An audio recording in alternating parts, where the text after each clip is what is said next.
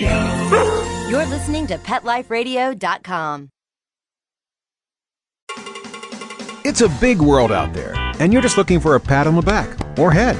You run around the city, searching for a place to bark, working your tail off with your nose to the ground, sniffing for a few scraps, hoping someone will throw you a bone. You take each lead, collar after collar, hoping one day to take a bite out of success and become the top dog. Fortunately, you come home each day to open arms, open cans, a drink waiting for you, and a comfortable place in front of the TV set. You know you've got it good, really good, because after all, it's a doggy-dog world out there. Pet Life Radio presents It's a Doggy Dog World with your host, pet expert, and award-winning author Liz Palaika, and this week's co-hosts Kate Abbott and Petra Burke. Welcome to It's a Doggy Dog World. I'm your host, Liz Palaika, and with me again for this show are my good friends Petra Burke and Kate Abbott from Kindred Spirits Canine Education Center in Vista, California. Today we're going to talk a little bit about those new designer breeds, the new hybrid breeds such as Labradoodles, now Cockapoos, which is a mixture of Cocker Spaniel and Poodle, have been around for many years, so the concept is not new, and many of the breeds that we know today are the result of crossing existing older breeds. But there's something a little different going on with the designer breeds today, so that's going to be our discussion for this show. But before we get into that, let's take a break real quick for our sponsors, so hold on, we've got quite an interesting discussion coming up. Sit. Stay. It's a Doggy Dog World. We'll be right back after a short pause. Well, 4 to be exact.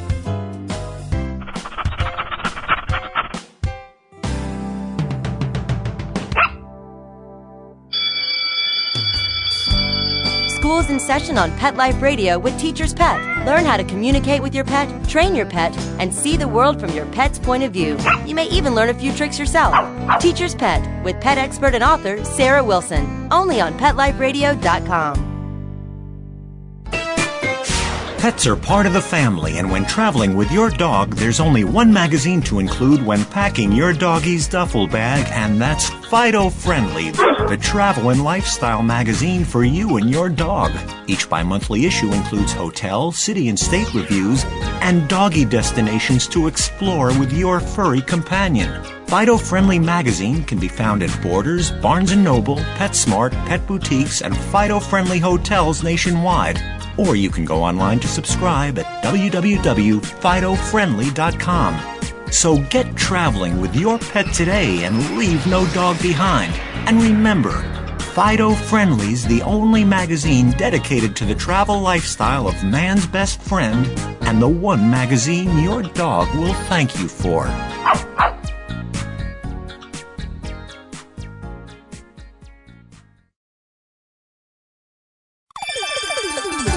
Let's talk pets on PetLifeRadio.com.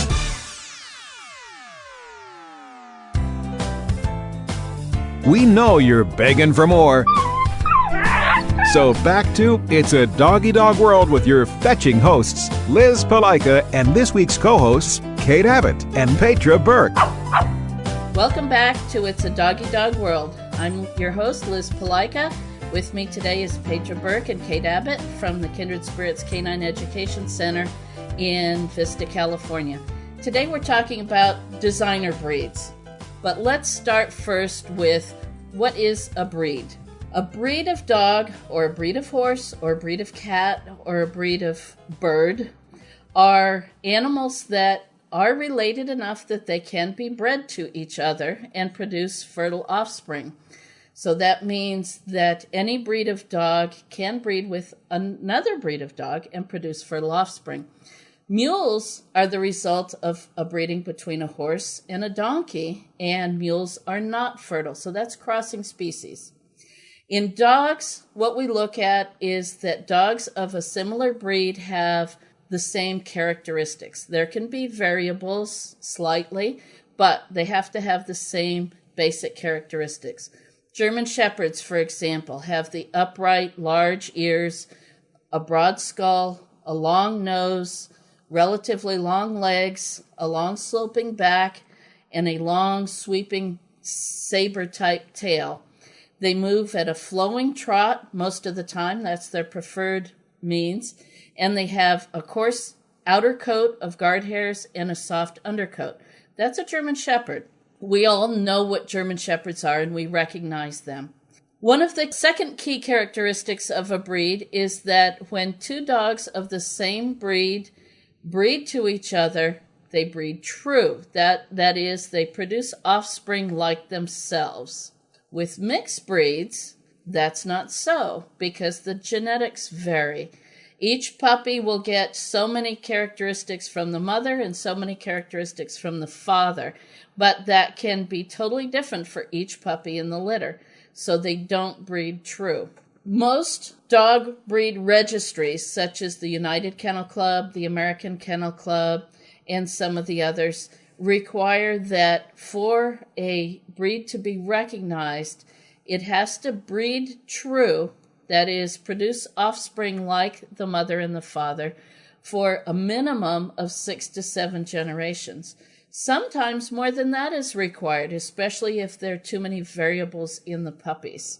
Also, for the breed to be recognized, all of the ancestors for those generations have to be documented. So it's a lot of paperwork and it's a lot of work. Now, with the new breeds that we're seeing now, well, I should retract that. They're not necessarily new. Kate, you've got a cockapoo, Walter. Why don't you talk about them? Because they're one of the oldest of the hybrids that we know today. I grew up with a cockapoo. And Walter's not my first cockapoo. I had one 10, 15 years ago. They were, Max and Walter are remarkably similar in their body style and characteristics. Actually, the personality is the same. The cockapoo I had was actually half the size of Walter. Really? But it was a cockapoo. Came in different size. Well, when you cross a Cocker Spaniel and a Poodle, well, there are varieties in both of those. There's extremes in both breeds. So when you cross them, you may get extremes in the mix as well. As Liz says in her book, many cute fuzzy dogs of dubious ancestry have been called cockapoos. But the only true cockapoo, according to the American Cockapoo Registry, is a purposeful planned breeding of a purebred Cocker Spaniel with a purebred Poodle. There are people that are crossing cockapoos to cockapoos with the goal of creating a new breed. Again, they have to start breeding true to each other, to their breed standard, before they can be considered a viable breed. Let's define a breed standard. It's usually, well, I'll let you. You know more. A breed standard is what the parent club, okay, and let's define parent club. Parent club is usually an organization of people who love this specific type of dog, and they form an organization to help govern the breed, guide the breed, or develop the breed. And one of the things that they do to do that is develop a breed standard. Breed standards are always written, although many are also accompanied by a video. And in that standard are all the characteristics that the governing organization feel are important. So if we go back to German Shepherds, the upright prick ears, the shape of the head, the long back, the tail set and curve, the flowing trot, the type of coat, the type of undercoat, all of those things are very important to make a German Shepherd what it is. Personality and temperament are also important. One of the things in my breed, Australian Shepherd, they discuss temperament in great detail, including that the dogs are reserved and shy with strangers that they don't know, but they're very loyal and dedicated to the people that they do know. They're very intelligent, they're very bright and quick, and they have strong herding instincts. So all of those types of characteristics can be in the breed standard. When the organization produces a video, that usually goes into greater detail because you can actually see the dogs that are being described. Plus, they show the dog's movement, his trot, or whatever is the preferred method of movement for that breed, such as in German Shepherds, it's that wonderful flowing trot. So the breed standard describes the perfect dog of that breed. Cockapoos are not my first mixed breed either. When I was a kid, we actually adopted 2 puppies out of the same mixed crossing, and hang on to your hats, it was a cross between a Pekingese and a Beagle. Ugh. Yeah. Ugh. So What's that, a Peagle? Peking Beagle, A Beaglese. Out of the 8 puppies, 5 of them were decidedly more Beagle looking. 3 of them were decidedly more Pekingese looking. Okay, I'm envisioning a beagle with a stuffed up short nose Yep. and long coat. The ones that were more Beagle looking did have the shorter coat. Mm-hmm. Now, the one of the puppies, we took 2 puppies out of that litter. One of them turned out absolutely gorgeous. He looked like a plush stuffed animal. He had a shorter nose than a Beagle, but not as short as a Pekingese. His coat was medium length, standoff, cream and white. People stopped and asked me if he was a real dog because he looked so plush and so cute. But we also took a brother who was more Beagle-like and not as attractive, frankly. A little undershot, more Beagle personality, tended to follow his nose instead of his brain, ran the yard continuously. Whereas the Beagle, the more Pekingese of the puppies, he was more people-oriented, much calmer. Actually a very, very bright dog.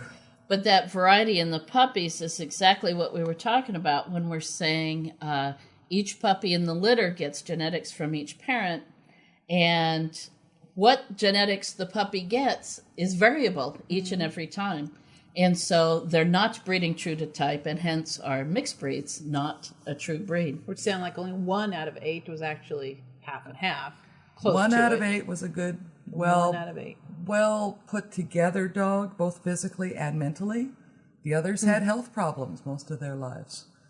It's like when people ask me to describe cockapoos. Well, it depends. Is the cocker that is half of the parentage, is it a solid cocker?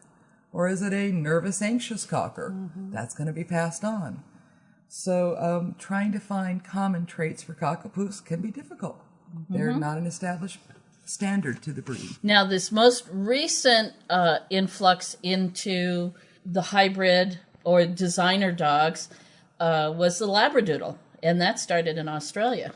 Started in Australia, went to school for, training dogs for the vision impaired. Received a request from a woman whose husband had allergies, and yes, they wanted to attempt to have a lab-size, calm type dog with no shedding.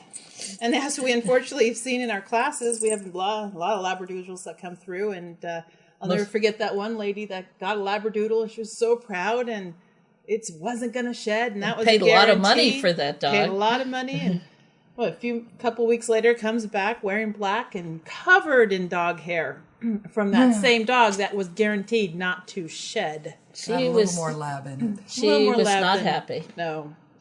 And of what course, do you then we do? see different coats, too. Yeah, well, we see Labradoodles that are a little curlier, Labs that are very straight, kind of scruffy looking, some that don't shed as much, some that shed ridiculously. Well, actually, I was doing some research in preparation for this show, and there's a lot of information out there, a lot of it very derogatory of these crossbreeds. And one groomer who has seen many, many hybrids said that as far as her clientele goes, and this is just one groomer, but it should be fairly accurate, that 75 to 80% of the poodle mix hybrids that come into her grooming salon shed. Yeah, but we see. There are very, very few that are non-shedding. Mm-hmm. So that's pretty high for, especially being one of the reasons why people are crossing these dogs. And I still see advertisements for Labradoodles, or now the Golden Doodles, and you'll see a litter of puppies. The picture and the owner there would say, "Oh, guaranteed not to shed." Well, unfortunately, we haven't seen that. I think, if you're trying to breed a designer dog for the perfect dog that never sheds, never gets dirty, dirt won't even attach to it, and is still intelligent and outgoing and well socialized, it's not going to happen. Dogs are dogs are dogs are dogs, and we take the good with the bad and the bad with the good. Yes. But as far as why people are creating these crosses, I have one thought, and that is many purebred dogs today do have genetic problems, hip dysplasia, elbow dysplasia, autoimmune disorders, allergies. And I know a number of people believe that mixed breed dogs or hybrid dogs, however you want to call them, have what they call hybrid vigor. Unfortunately, this is an old wives' tale. You can have a mixed breed dog that is extremely healthy. You can have a mixed breed dog that is extremely unhealthy. The rates of hip dysplasia in mixed breeds is just as high as it is in most of the purebreds, because when you're mixing two breeds, you're still providing the genetics from the mother and the genetics from the father. If, unfortunately, both of those breeds have genetic health problems, the potential is that the puppy will too. And it doesn't matter that those health problems are coming from two different breeds. If mom has a tendency to hip dysplasia, dad has a tendency towards hip dysplasia, puppies are probably going to have it too. So there's a lot of mythology with mixed breed dogs, temperament, health, and so forth. Unfortunately, a lot of it is mythology. All right, we're going to take a quick break to let our sponsors have a word. Then we're going to come back, and we've done a lot of research as to a number of different hybrids that are available, all of which we've either seen ads in the paper, ads on the internet, or so forth. And we're going to talk a little bit about these. Some of them are absolutely hysterical. Absolutely hysterical. So hold on. We'll take a break for our sponsors, and we'll be right back. Sit. Stay. It's a doggy dog world. We'll be right back after a short pause. Well, 4 to be exact.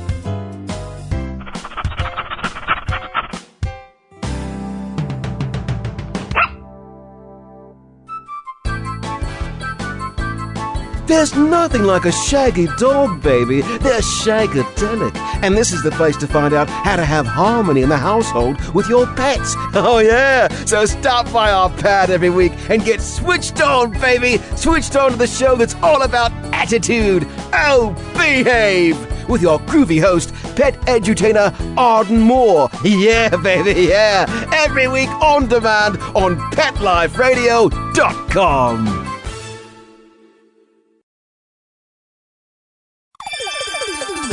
Let's Talk Pets on PetLifeRadio.com.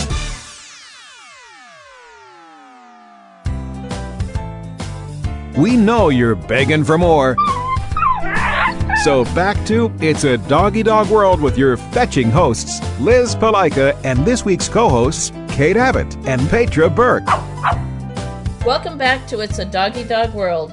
I'm Liz Palika. With me today are Petra Burke and Kate Abbott, and we're talking about designer dogs, crossbreed dogs, hybrid dogs, whatever you want to call some of these often very high-priced mixed-breed dogs. The ones that I think cracked me up. Those poor people. I have a purebred labradoodle or something. Purebred labradoodle. I have papers to prove it, she said. Yeah. And paid $1,200 or $1,500. Yeah. That's sad. Well, I was looking in the local newspaper, local to us. It could go nameless at the moment. And here's one of the breeds that I found. Spodles. Spoodles. Spodles? Or spoodles? Well, it's not Spoo. It's Spod. Spodoodles. Spodoodles. Spodoodles. Yes, he doesn't make you laugh. Spodoodles. Those are, and I quote, allergy-friendly standard poodle field spaniel cross, sporting or family companions. Okay. They'll just do everything for you. Guess that's the intention. Yes. I wonder if anyone's done any tests as far as whether these are actually allergy-friendly. Or should I say, as one who suffers from allergies myself, what does allergy-friendly mean? They really like allergies. They embrace them. You only sneeze half the time. But you do it happy. Yeah. And in that same paper, here's another one. Yorkie poos. Yorkies that go poo a lot. Obviously, Yorkshire Terrier Poodle crosses. Another one, Yorkie Shees. CHI. So Yorkshire Terrier Chihuahua. Right. Okay. I think people do it just to have fun with the name at times. I'm afraid so, because when you start crossing breeds that are so different, at least the Cockers and the Poodles have some similar traits. Mm-hmm. Start crossing breeds that are so different. Like our English Boodle. That's the one that totally broke it. Yes. English Boodle, there was actually an ad for it. An English Bulldog and Poodle mix. English Boodle. Now, I see so many problems with that. First of all, English Bulldogs cannot give birth naturally. They have to have a C-section. If the female is the poodle, I'm afraid that those puppies could potentially kill her. Be too big. Yeah, could potentially kill her. Plus the fact that these are two breeds that are just diametrically opposite each other in every single way. Mm-hmm. I'm trying to imagine the act of the DNA recombining and, the little square dance that the proteins do. They'd be all off on their dance. And screaming with each other. Yeah. Ah! No! Even on their toes. Who's going to lead? The big bone, the big bulldog, or, the finer... Yeah, that one to me is just absolutely wrong. But here, I've got some alphabetical. Let's just talk about them real quick as we go along. How about Affendoos, Affenpinchers and Poodles? Again, why take a wonderful breed that's actually not all that populous? There's not that many of them. Well, there's so few Affenpinchers. I can imagine some Affenpincher breeders just having a fit because they're wonderful purebred dogs who are rare to begin with are being used to create mixed breeds. Which is another point on the designer dogs. Okay, so they say purebred, a mix of a purebred lab and a purebred poodle. Well, who's going to dilute a top quality purebred lab or top quality purebred poodle? Oh, exactly. When they can do more for the breed and be better staying within their lines. And so when they mix them up, it's not necessarily the best of either breed. No. Here, Petra, you've got Aussies too. Aussie Doodles. That's such a scary thought. I mean, the Aussie breed is just a wonderful breed as it is, but Aussie and Poodle, yeah. And here's another one that could make you cringe. Basset Oodle. That's just wrong. Bassetoodle. It's just long-bodied, long-eared, curly-coated something. That goes, ow. Yeah. Wasn't there a Bassalope in the old Bloom County comics? Yes. All right. How do I say this without getting in trouble? Bichapoo, Bichon Frise, and Poodle. Now, those are more similar. Not in genetics. They're totally unrelated, but at least in looks, they're somewhat more, although the Bichon is not as fine-boned as the Toyer miniature poodle. My mom has a Cavalier King Charles Spaniel. Here's a Cavapoo. Now, unfortunately, my mom's Cavalier has a great number of health defects. Poodles have some health defects. That, to me, just sounds like a disaster waiting to happen. And then there's Chihuahua and Poodle. Here's a Chihuahua. Chihuahua. Oh, no. Here's one that's wrong. Doxy-poo. Golden Doodle. We've seen a number of those. Although this particular ad that I saw, they also had mini Golden Doodles. So we're probably mixing Goldens with a miniature I feel poodle. so bad for the mom of those puppies. Yeah. How about a Jackapoo? We're going to take a really energetic, tenacious breed and add a lot of intelligence to it, and maybe one of them will come out great, and the rest will be Franken monsters. Yeah, exactly. Lossapoo. Maltipoo. We've seen a lot of Maltese and poodles. Yeah, there must be a breeder around locally that's Maltipoo producing. and Cockapoo. I mean, years back, I know people of having Maltipoo, so Yeah. I think they've been around for a bit. If the idea one of the ideas of crossing with a poodle is to get less shedding and less grooming, but you cross it with a Maltipoo, what's the point? Yeah, You've exactly. got twice as much coat now. Pappy Poo. Papillon and Poodle. Peekapoo, a Pekingese and Poodle. That would just make you laugh. Well, this one will make you laugh. I'm a peekapoo and a jackapoo. Yeah. Poochin. Poodle and Japanese Chin. And Pooshi, Shiba Inu and Poodle. That one's just wrong. That one, no. It's like breeding a cat to a dog. Yeah. Really, she was her... Yeah. Pugapoo. Pug and Poodle. Oh, Kate, here, you've got a Roddy. Roddy Poo. No, that should not be allowed. No. Again, total opposites. Schnoodles. We've seen a couple of those in our classes. We have. Which, surprisingly, the two we did see were very poodle-coated. They didn't seem to get the schnauzer type coat. No. Yeah. Sharpoo. No. Not shampoo, Sharpoo. Sharpei and Poodle. Here's another one that's absolutely horribly wrong. Shepadoodle. Yep, speaking of German Shepherds. German Shepherd and Poodle. Oh. Weimerdoodle. We've seen one of those. Yeah, we have. And here's one I love to say. I guess it's just like I love the actress Whoopi Goldberg. This is Woodle. Woodle. A soft-coated Wheaten Terrier and a Poodle. And then, of course, Yorkie Poo. We've already seen ads for those. Now, all of those were poodle crosses. And I think most of us assume that they go for the poodle crosses for the non-shedding coat, perhaps the allergy-free coat, the intelligence and temperament of the poodle. And we've known especially some standard poodles that are just absolutely wonderful dogs. So I can perhaps see why people are doing that. But it's sad just to pick that breed, the poodle. And totally dilute it. And those poodle breeders and everything, what they're crossing the poodles with. Yeah. You know?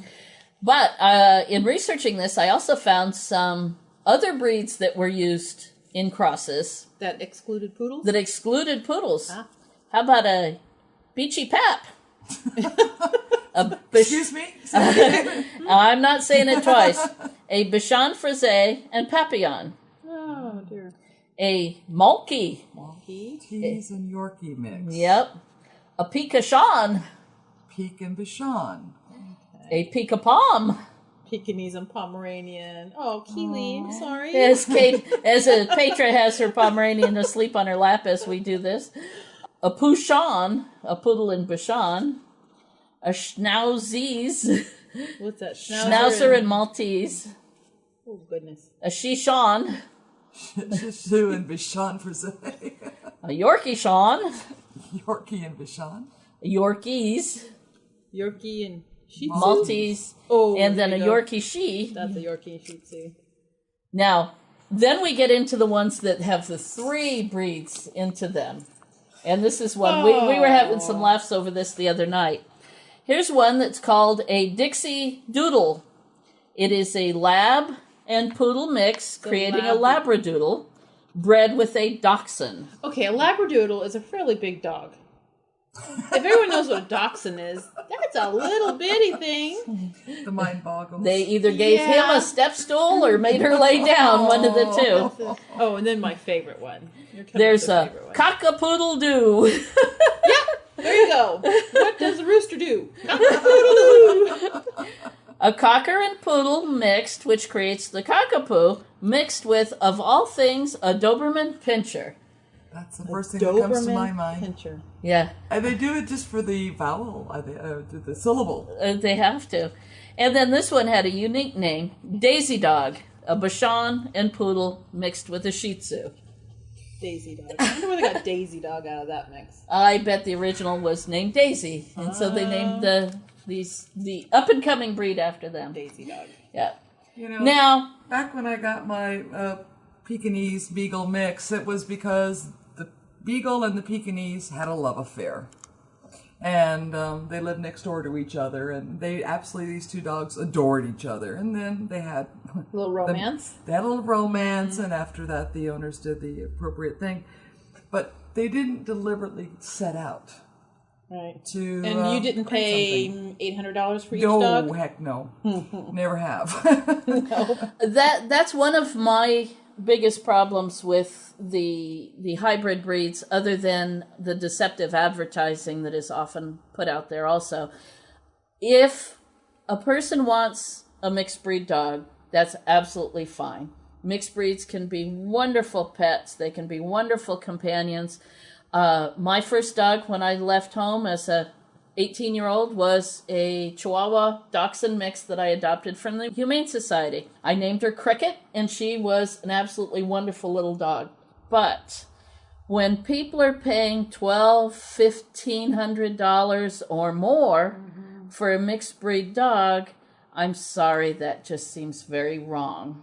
I have to agree. And I think their expectations are skewed. They're paying that much money for a dog that they believe is going to be allergenic and easy to train and easy to maintain without any health problems. It's very likely setting themselves and their dog up for a big fall. For a lot of disappointment. We see a lot of it with the puggles. Oh my goodness, we see a lot of puggles come through. And unfortunately, the shelters and the rescue groups now are seeing more and more of these designer dogs showing up in the shelters. And a lot of it, I think, is your idea, Kate. The people are disappointed. The dogs did not grow up the way that the new owners were led to believe. So, listening audience, do your research. Lots and lots of research. Don't pay more than you feel this dog is really, really worth. And don't hesitate to check at the local Humane Society and shelter. There are those hybrid dogs there too. If you really want a Labradoodle, you really want a Cockapoo, you want a Maltipoo or a Daisy dog or a Cockadoodle-doo, check your local shelters because these dogs are, unfortunately, ending up in the shelters. And there you can get a wonderful dog for the adoption fee, the spay and neuter fee, and you're not paying these exorbitant prices. And to the people who are out there breeding these dogs simply to make a profit, simply because there's a demand for it, from me, I tell you, shame on you. I agree. I agree too. If you want to read more about breeds, I have to give a little plug for my book right here, The Howl Book of Dogs. It was just released this year. I do talk about Cockapoos and Labradoodles and what makes a breed, but we also talk about more than 300 different breeds and varieties of dogs, all the way from the teeny tiny Chihuahua to the huge Mastiffs and everything in between. And I give a lot of information, realistic information on coat and coat care and exercise needs, training, and much more than that. So you can see it on Amazon.com or ask for it at your local bookstore, and that's The Howl Book of Dogs. Well, I think, like Liz mentioned, I think if you're going to get a crossbreed, you want to look for a Malky or a Peekapoo or whatever. Read what a Pekingese and a Poodle, what their actual characteristics are. Just because not, it's like, oh, it's such a cute name, they're such cute puppies, let's get one. What's going to happen, as it grows up? What are you going to expect personality-wise, coat-wise? And health problems. And health problems. Health definitely. problems on top of it. One of the reasons we have so many breeds is for different purposes in our life together with dogs. So at least, there's no guarantee getting a purebred, but at least you have a better indication of how that dog's personality is going to be based on what its breed was bred to do. Mm-hmm. But if you cross a Doberman and a Dachshund, where are your expectations? They're all over the map. Who knows what you're going to get? Well, a Doberman and a Dachshund, you're going to get a short coat. Well, That's always a guarantee.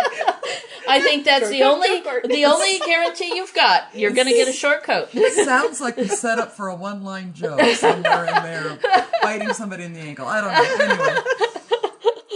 Well, actually, think about it. Can you imagine the intelligence of a Doberman with the tenacity of a Dachshund? Yeah. I wouldn't own one. A lot of work, and I wouldn't want one. And just to say, we've seen some wonderful mixes in our classes, and I love my Cockapoo mix, but my expectations were reality. True. Yeah. When I was back in more years ago than I want to admit, when I was working with military police at Naval Air Station Miramar, my working dog was a Newfoundland German Shepherd mix. They usually use purebreds today, but in that era, they used whatever dog had the working instincts. His name was Mac. I absolutely loved that dog. He looked like a German Shepherd that was bigger with lusher coat, very rich colored coat, and he had a bark that came from way down deep inside. And he was awesome as a working dog because all he had to do was bark and everybody gave up. Okay. Made the job easier on me. He was a wonderful mixed breed dog. Oh, there you go. You're right. Doberman and Dachshund mix with a high-pitched bark? Yeah. That kind of looks like a Doberman? Yeah, something's wrong there. I would never have to learn to crawl under barbed wire. No. On that note, I think we're going to close up this show. We're having too much fun with this one. So, just a dose of reality, listeners, please. And for that, let's wrap up the show for It's a Doggy Dog World. I'm your host, Liz Palaika, with me, Petra Burke and Kate Abbott. We thank you for listening, and tune in again next week for our next show. Have a cock-a-poodle-doo day. Oh, no, Petra. That was wrong. Having a rough day? Longing for the dog days of summer? Think your fun furry friend lives a dog's life? Well, find out everything you're begging to know as Pet Life Radio presents It's a Doggy Dog World with pet expert and award-winning author Liz Palaika. Every dog has his day, and you'll find out how to make your dog's day fun and rewarding. Every week, on demand, only on PetLifeRadio.com.